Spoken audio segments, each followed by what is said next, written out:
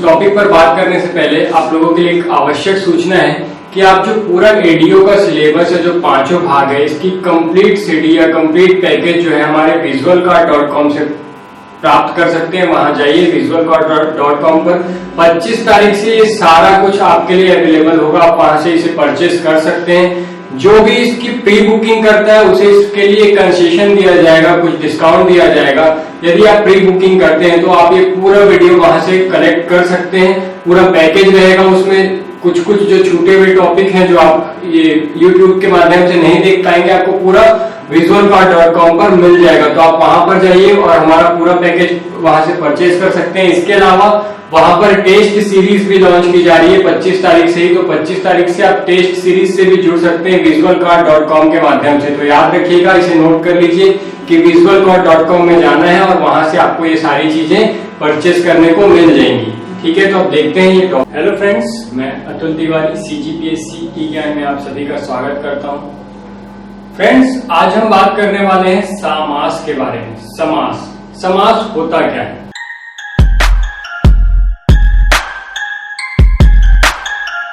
समास का अर्थ होता है संक्षिप्तीकरण या संयोग। जब दो शब्दों का मेल होता है और उससे एक पद बनाया जाता है, एक शब्द बनाया जाता है संक्षिप्तीकरण करके उन शब्दों का, तो उसे कहा जाता है समास।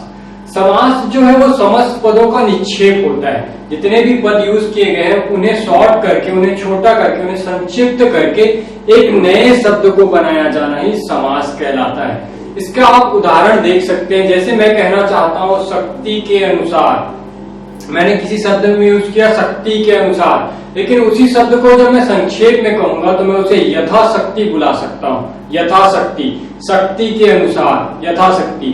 या फिर मैं कहना चाहता हूं कि जैसे लंबा है उदर जिसका, अर्थात मैं गणेश भगवान को ये कहना चाहता हूं कि लंबा है उदर जिसका, उसे मैं शॉर्ट में यदि बोलना चाहूं तो लंबोदर कह सकता हूं। जो ये एक बड़ा सेंटेंस है, इसमें से कुछ शब्द जो संयोजक शब्द हो सकते हैं, क्रिया विभक्ति हो सकती है, इनका लोप करके जब इन विभक्ति संयोजक शब्दों का लोप कर दें, उन्हें हटा दें, तो जो शब्द बनेगा, नया शब्द जो हमें एक बिना रूप परिवर्तित हुए एक शब्द मिलेगा, उसका अर्थ भिन्न नहीं होगा, उससे वही अर्थ होगा। जबकि संधि में जब हम देखते हैं तो संधि होती है तो उसमें एक परिवर्तन आता है, यहाँ पर परिवर्तन नहीं होगा।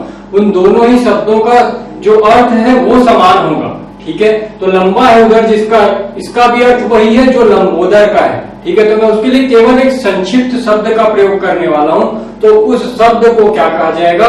समास। जब इस संक्षिप्त शब्द का हम विग्रह करते हैं, इन्हें अलग करते हैं, वापस इनमें संयोजक शब्द जोड़कर या विभक्तियों को जोड़कर, तब इसे समास विग्रह कहा जाता है। देखिए, किसी भी समास में दो पद हो सकते हैं। ठीक है, दो या अधिक पद भी हो सकते हैं, लेकिन मुख्य रूप से दो पद होंगे।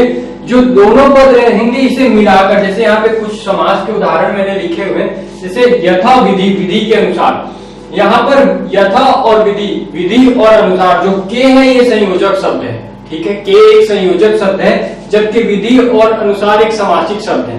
इन विधि और अनुसार को यदि मैं जोड़ूं तो यथा विधि बनता है, और इस यथा विधि को जब मैं पृथक करता हूं एक संयोजक शब्द के प्रयोग से, तो ये विधि के अनुसार हो जाता है। विधि के अनुसार, तो एक संयोजक शब्द लग गया।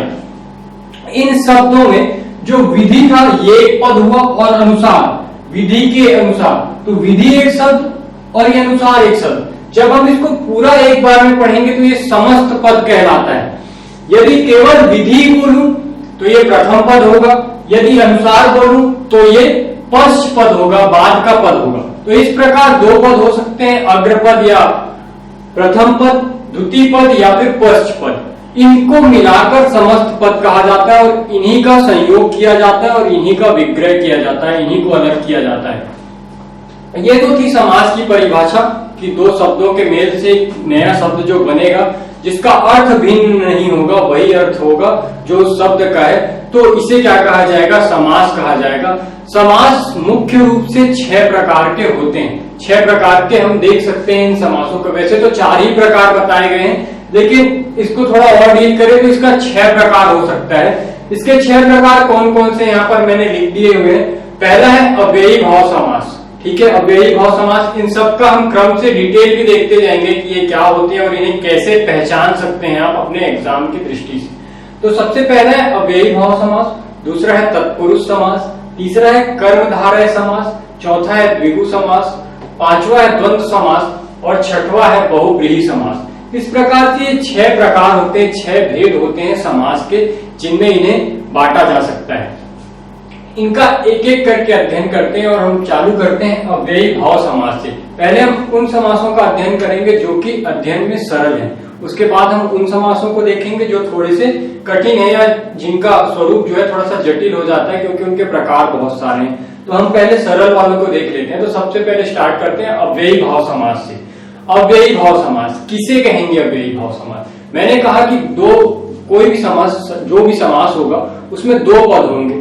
किसी भी समास में हम 2 पद देख सकते हैं मुख्य रूप से। तो जिस समास का पहला पद प्रधान होगा, पहला पद जिस पे डिपेंड होगा, ठीक है, पहले पद पे ही सारा कुछ डिपेंड होगा, तो वो समास अव्ययी भाव समास कहलाएगा। दूसरी परिभाषा इसकी ये हो सकती है कि जिस समास का पहला पद अव्यय है, क्योंकि ये अव्ययी है इसलिए पहला पद यदि अव्यय होगा तो वो समास क्या कहलाएगा? अव्ययी भाव समास। ठीक है, ये तो परिभाषा थी, अब इसे समझेंगे कैसे। तो यहां पर उदाहरण है आपके लिए, यथा विधि, विधि के अनुसार, जैसा विधि होगा वैसा। तो ये अव्यय है पहला पद विधि, ठीक है, किसके अनुसार होगा? तो विधि के अनुसार होगा। तो जब पहला पद अव्यय हो तो वहां पर क्या होता है? अव्ययी भाव समास। ठीक है, जैसे और उदाहरण देखते हैं, आजन्मा, यहां पर जन्म जो है वो क्या है? अव्यय। जन्म से लेकर आजन्मा मतलब जब से उसने जन्म लिया है तब से लेकर, तो जन्म से लेकर, ठीक है, तो ये क्या हो गया? जन्म अव्यय हुआ और ये जो समास हो गया वो क्या हो गया? अव्ययी भाव समास।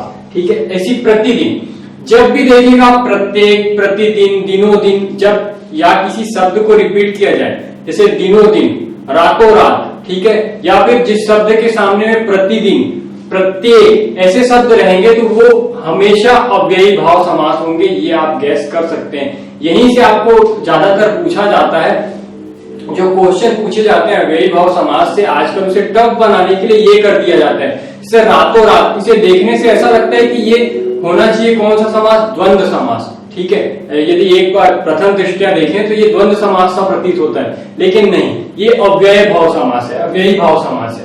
देखते हैं, प्रतिदिन, दिन दिन, ठीक है, हर एक दिन हो रहा है इसलिए दिन दिन, प्रत्येक दिन, हर दिन हो रहा है इसलिए दिन दिन में इसका विग्रह होगा और ये किसमें आएगा? अव्ययी भाव समास में। मैंने कहा प्रथम पद प्रधान होगा, तो प्रति जो है प्रत्येक और दिन, हर दिन हो रहा है, हर दिन हो रहा है मतलब इसको दिन दिन में तोड़ सकते हैं। ऐसी रातों रात, है ना, हर रात हो रहा है, रात ही रात में, रात रात में, जैसे रातों रात बोले तो उसी रात में, उस पूरे रात में वो प्रक्रिया चलती रही, तो वो रात क्या है? अव्यय है। ठीक है, तो इसलिए ये क्या है? अव्ययी भाव समास। इस प्रकार से आप इसको पहचान सकते हैं। यथाशक्ति, शक्ति के अनुसार, जो शक्ति है वो अव्यय है। ठीक है, यथामति, मति के अनुसार, तो ये सारी चीजें हैं अव्ययी भाव के अंतर्गत। अब हम देखते हैं कर्मधारय समास। हमारा दूसरा समास है कर्मधारय समास। इसे देखते हैं कि कर्मधारय समास क्या होता है। देखिए, कर्मधारय समास में 2 चीजें होंगी, एक तो विशेष जिसकी विशेषता बताई जाए, और एक विशेषण जो उसकी विशेषता है, मतलब संज्ञा या सर्वनाम की विशेषता बताने वाले शब्द को हम क्या कहते हैं? विशेषण। तो इस समास में जो पहला पद होगा और दूसरा पद होगा वो विशेषण और विशेष्य होगा, पहला कंडीशन। या दूसरा कंडीशन वो उपमेय या उपमान होगा। अभी उपमेय और उपमान क्या होता है? चलो, विशेषण और विशेष्य तो आप समझ गए, लेकिन उपमेय और उपमान, उपमेय जिसकी तुलना की जाती है उसे उपमेय कहा जाता है। उपमान जिससे तुलना की जाती है उसे उपमान कहा जाता है। ये उदाहरण से और स्पष्ट हो जाएगा आपको। तो ये 2 कंडीशन हो सकती है। जब भी हम कर्मधारय समास देखेंगे तो उसका पहला पद हो सकता है विशेष्य हो और दूसरा पद विशेषण हो, या पहला पद विशेषण हो दूसरा पद विशेष्य हो, या पहला पद उपमेय हो दूसरा पद उपमान हो, या पहला पद उपमान हो दूसरा पद उपमेय हो। तो इस प्रकार से यदि कोई समास बना हुआ है तो वो क्या होगा? कर्मधारय समास। देखिए, जो ये कर्मधारय समास है वो बहुत ज्यादा मिलता जुलता है बहुव्रीहि समास से। ठीक है, जैसे कि यहाँ पर भी आप देखेंगे तो कुछ जो शब्द आपको मिलेंगे, जैसे कमल नयन, ठीक है, कमल रूपी नयन या कमल के समान नयन। वैसे ही आप बहुव्रीहि में जाए तो वहां पर देखते हैं कि लंबोदर, लंबा है जिसका उदर, ठीक है, लेकिन जो विग्रह हो रहा है वो तो सेम ही हो रहा है ना। या फिर वहां पर भी देखेंगे तो राजीव लोचन, राजीव है जिसके लोचन है राजीव के समान या कमल के समान। लेकिन बहुव्रीहि और कर्मधारय में बेसिक अंतर क्या है, इसमें कंफ्यूजन होती है। जब आप क्वेश्चन सॉल्व करेंगे तो आप देखेंगे, देखिए जो बहुव्रीहि समास होता है वहां पर जब आप विग्रह करेंगे तो उसका एक नवीन अर्थ प्रकट होगा। मतलब वो ऐसे शब्द होंगे जो परंपरा में हैं, जैसे कि दशानन, 10 है आनंद जिसकी। वैसे देखें तो इसमें एक शब्द का प्रयोग हो रहा है 10। यदि कभी भी संख्यावाचक शब्द आएगा तो हम देखते हैं कि वो कौन सा समास होता है, द्विगु समास, ठीक है। जब भी संख्यावाची शब्द आता है तो वो द्विगु समास होता है। लेकिन दशानन, 10 है आनंद, मतलब 10 सिरों वाला, उसका अर्थ क्या निकालते हैं, रावण। क्योंकि हम जानते हैं कि 10 आनंद केवल किसके थे, रावण के थे। एक परंपरा चली आई, ठीक है। अब हम जानते हैं कि जब भी दशानन बोला जाएगा तो किसके लिए बोला जाएगा, रावण के लिए।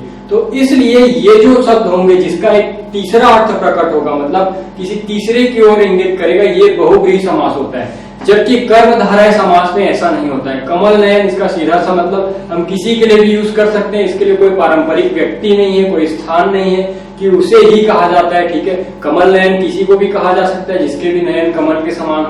तो ये कर्मधारय होगा। और जो द्विगु समास है वहां पर संख्यावाची शब्द होंगे, लेकिन उसका कोई तीसरा अर्थ नहीं होगा। जैसे त्रिभुवन, 3 भवन का समाहार, 3 भवन का समूह, ठीक है। तो ये द्विगु समास होगा। हम बात कर रहे थे कर्मधारय समास के बारे में। तो कर्मधारय समास में हम देखते हैं कि मैंने आपको बताया इसमें उपमेय, उपमान या विशेषण और विशेष की जो है स्थान होता है। जो पहला पद होगा और दूसरा पद होगा वो इस प्रकार से होगा, तो वो क्या कहलाएगा, कर्मधारय समास। इसको हम अलग अलग करके देख लेते हैं। पहले मैं आपको विशेषण और विशेष का उदाहरण दे देता हूं और उसके बाद उपमेय और उपमान का उदाहरण दे देता हूं कि इसे अलग किस प्रकार से किया जाएगा। देखिए इसमें जो संयोजक शब्द होंगे वो क्या होंगे, है जो। जब विशेषण लगा होगा और विशेष्य और विशेषण से आप इसे अलग करेंगे तो आप इसमें प्रयोग करेंगे है जो का, है जो, ठीक है। जैसे उदाहरण देखिए, अधपका, अधपका जो आधा पका है, ठीक है। तो इसे जब विग्रह करेंगे तो क्या होगा, आधा है जो पका, ऐसा पदार्थ जो आधा पका है, आधा है जो पका, वो क्या कहलाएगा, अधपका, ठीक है। आधा है जो पका, ठीक है। पका इसका क्या है, विशेषता बता रहे हैं कि ये कैसा पका हुआ है, आधा, ठीक है। तो इस प्रकार से अधपका, ये किसका उदाहरण हो गया, विशेषण और विशेष का, ठीक है। जैसे दुरात्मा, दुरात्मा, बुरी है जो आत्मा, बुरी, दुर मतलब बुरी, आत्मा, बुरी है जो आत्मा, वो क्या कहलाएगा, दुरात्मा, ठीक है। जैसे प्रधान अध्यापक, प्रधान है जो अध्यापक, वो क्या कहलाएगा, प्रधान अध्यापक। याद रखिएगा जब भी विशेषण और विशेष से आप अलग करेंगे इन शब्दों को तो है जो संयोजक शब्द का प्रयोग होगा। अब देखते हैं उपमेय और उपमान। उपमेय और उपमान मैंने बताया आपको तुलना करना होगा, तुलना। जैसे कि कनक लता, ठीक है, कनक लता, कनक के समान लता, ऐसी लता जो कनक के समान है, कनक मतलब सोना, ठीक है, के समान, कनक के समान लता, तो ये क्या कहलाएगा, कनक लता। कमल नयन, कमल के समान नयन, कमल के समान नयन, ये क्या कहलाएगा, कमल नयन, ठीक है। क्रोध आग्नि, क्रोध आग्नि, क्रोध रूपी अग्नि। जब उपमेय और उपमान को अलग करते हैं तो दो संयोजक शब्द प्रयोग होते हैं, के समान ये पहला और दूसरा रूपी, ठीक है, क्रोध रूपी अग्नि। आप ये कहीं पर भी प्रयोग कर सकते हैं। जैसे कमल नयन में भी मैं कमल रूपी नयन ये कहूं तो गलत नहीं होगा, ठीक है। कमल रूपी नयन या फिर कमल के समान नयन।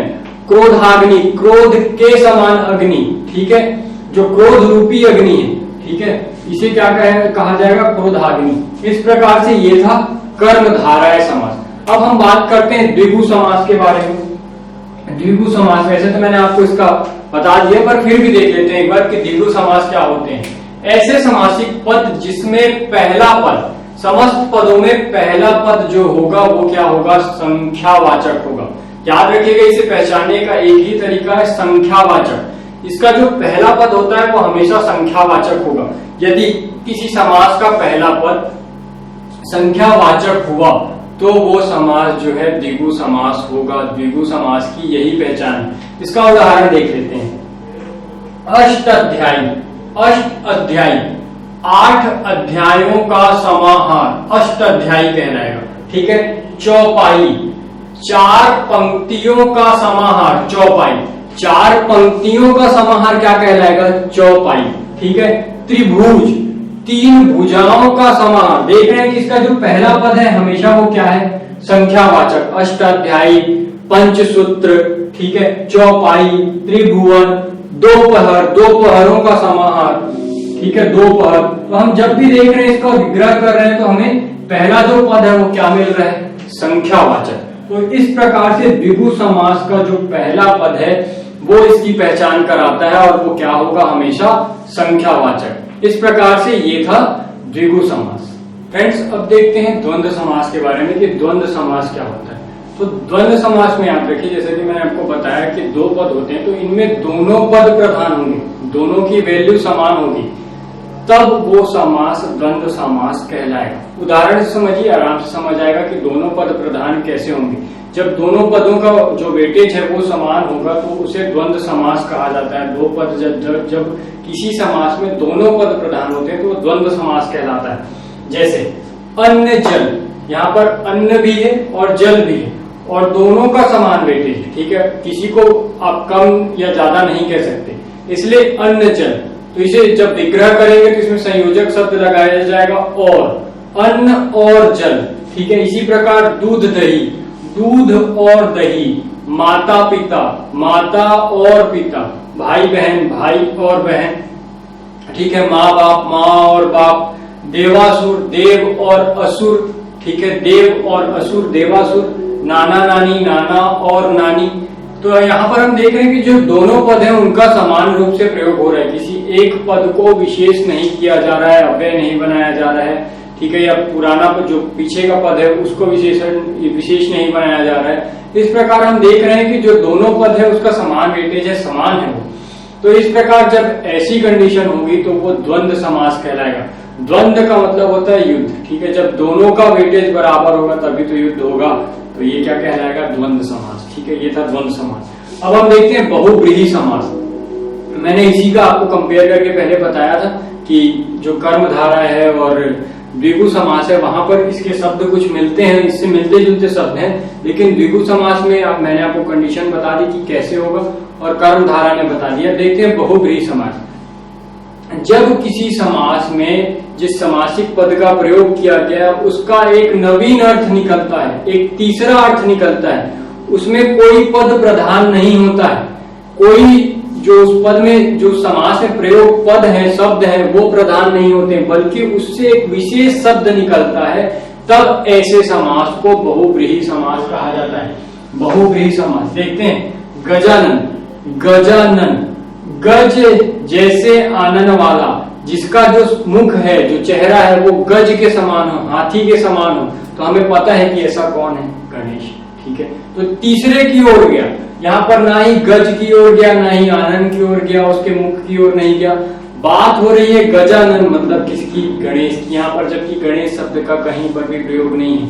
ठीक है। तो ये क्या हो गया? बहुव्रीहि समास। इसी प्रकार गिरिधर, गिरी को धारण करने वाला, पर्वत को धारण करने वाला, ऐसा कौन है? तो कृष्ण। ठीक है। गिरिधर। चतुरानन, जिसके 4 हैं आनन या 4 मुखों वाला, ऐसा कौन है? तो ब्रह्मा। ठीक है। जब हम देख रहे हैं कि ये तीसरे की ओर इंगित कर रहा है, यहाँ पर जो शब्द प्रयोग हुए हैं उनमें से कोई शब्द प्रधान नहीं है, बल्कि कोई तीसरा शब्द प्रधान है जो कि इस पद में प्रयोग ही नहीं किया गया है, तो इस प्रकार से ये क्या कहलाएगा? बहुव्रीहि समास। एक और उदाहरण देख लेते हैं। दीर्घ बाहु, लंबी भुजाओं वाला, तो ऐसा कौन है? विष्णु। ठीक है। तो इस प्रकार से दीर्घ बाहु, लंबी भुजाओं वाला, विष्णु। ठीक है। तो ये था बहुव्रीहि समास। इस प्रकार से था बहुव्रीहि समास। ये आपके 5 समास हो गए। अब हम बात करते हैं तत्पुरुष समास के बारे में। जो तत्पुरुष समास है उसके और भी भेद हैं, उसके अंतर्गत कुछ भेद बताए गए हैं, उन पर हम चर्चा करते हैं। अब हम अपने आखिरी समास को देखते हैं, तत्पुरुष समास। ठीक है फ्रेंड्स, अब हम बात करते हैं तत्पुरुष समास के बारे में। तत्पुरुष समास की परिभाषा क्या होगी? तो यदि परिभाषा देखें हम तत्पुरुष समास की, तो हम देखते हैं कि ऐसा समास जिसका उत्तर पद या द्वितीय पद प्रधान हो उसे तत्पुरुष समास कहा जाता है। ये जो तत्पुरुष समास है इसमें द्वितीय पद प्रधान होगा। जिस प्रकार अव्ययी भाव समास में प्रथम पद प्रधान था, ठीक है, द्वंद्व समास में दोनों पद प्रधान थे, उसी प्रकार जो तत्पुरुष समास है इसमें द्वितीय पद प्रधान होता है। मैंने आपको बताया समास में दो पद होते हैं, प्रथम पद और द्वितीय पद, दोनों को मिलाकर समस्त पद कहा जाता है। समस्त पद के मिलने से समास का निर्माण होता है। तो जब द्वितीय पद प्रधान होगा, द्वितीय पद मेन होगा, आधार होगा, तो उस कंडीशन में उसे तत्पुरुष समास कहा जाएगा। एक उदाहरण देखते हैं इसका, दही बड़ा, दही में डूबा हुआ बड़ा। यहाँ पर जो बड़ा है ये द्वितीय पद है। बड़ा का तात्पर्य वो जो खाने वाला बड़ा होता है उसकी बात की गई है कि दही में डूबा हुआ बड़ा। इसमें बाकी जो शब्द है डूबा हुआ, जो द्वितीय पद या उत्तर पद के पहले संयोजक शब्द या विभक्तियों की प्रयोग की जाती है, इसका लोप हो जाता है, ये हट जाते हैं। याद रखिएगा, जो उत्तर पद है वो प्रधान होता है। तो जब भी समास बनेगा तो जो इसके बीच में विभक्ति चिन्ह या फिर कारकों का प्रयोग किया गया रहेगा, जो भी संयोजक शब्द प्रयोग किए गए रहेंगे उनका लोप हो जाएगा और ये दही में डूबा हुआ बड़ा केवल क्या रह जाएगा? दही बड़ा। ठीक है, तो इस प्रकार से ये तत्पुरुष समास थे। तत्पुरुष समास के कुछ भेद बताए गए हैं, कुछ प्रकार बताए गए हैं। इसे समझने के लिए आपको विभक्ति का पता होना जरूरी है, जिसे हमने कारक में कवर किया हुआ है। कारक विभक्ति, ठीक है, जिसे आपने सुना भी होगा, कर्ता ने कर्म को करण से, ये जो हम पढ़ते हैं विभक्तियां, ठीक है, कर्ता ने कर्म को करण से के द्वारा, ठीक है, संप्रदान के लिए, अपादान से अलगाव का भाव पाया जाता है, संबंध काके की रारेरी, अधिकरण में पर संबोधन हे अरे। ठीक है, ये क्या है? आपकी विभक्तियां हैं। इन्हीं विभक्तियों के अनुसार इस तत्पुरुष समास को बांटा जाता है। इसकी शुरुआत की जाती है कर्म तत्पुरुष से, कर्ता नहीं होता है, ठीक है, कर्ता तत्पुरुष यहाँ पर नहीं है, ठीक है, कर्म तत्पुरुष होता है। कर्म तत्पुरुष से इसका प्रारंभ होता है ये तत्पुरुष। यहाँ पर संबोधन भी नहीं लिया जाता है, संबोधन जो हे अरे रहता है उसे नहीं लिया जाता है, ठीक है। तो जो बाकी जो बच गए वो तत्पुरुष समास के अंतर्गत आते हैं। देखते हैं कि कर्म तत्पुरुष क्या होता है।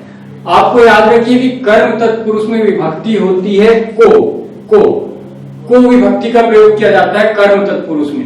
तो जब भी इस तत्पुरुष समास का हम विग्रह करेंगे तो हमें ये को शब्द प्राप्त होगा।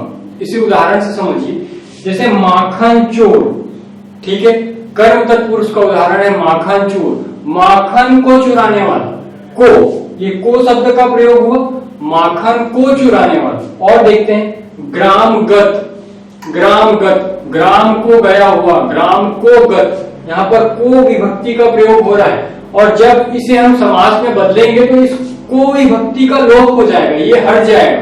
को विभक्ति हटेगा तो ये वापस माखन चोर बन जाएगा, ग्रामगत बन जाएगा। स्वर्ग प्राप्त, स्वर्ग को प्राप्त, स्वर्ग प्राप्त एक समास शब्द है। जब इसमें को विभक्ति शामिल होगी तब ये स्वर्ग को प्राप्त हो जाएगा। को विभक्ति का लोप हो जाएगा तो ये क्या हो जाएगा? स्वर्ग प्राप्त। ठीक है, इस प्रकार से ये था कर्म तत्पुरुष। अब देखते हैं करण तत्पुरुष। तो करण तत्पुरुष के लिए जो विभक्ति का प्रयोग होता है वो है से के द्वारा, से और के द्वारा दो विभक्तियों का प्रयोग होता है, से और के द्वारा। देखते हैं कुल तुलसी कृत, तुलसी द्वारा कृत, के द्वारा कृत, तुलसी के द्वारा बनाया हुआ, तुलसी कृत, तुलसी के द्वारा कृत। जितने भी तत्पुरुष समास हैं यदि उसमें विभक्ति का लोप होता है तो वो समास बन जाते हैं। समास जब विग्रह करेंगे तो इन विभक्तियों का प्रयोग आपको फिर से करना होगा। तो तुलसी कृत, तुलसी के द्वारा कृत, हस्त लिखित, हस्त से लिखित या हाथ से लिखित, तो ये क्या होगा? से विभक्ति का प्रयोग हो रहा है।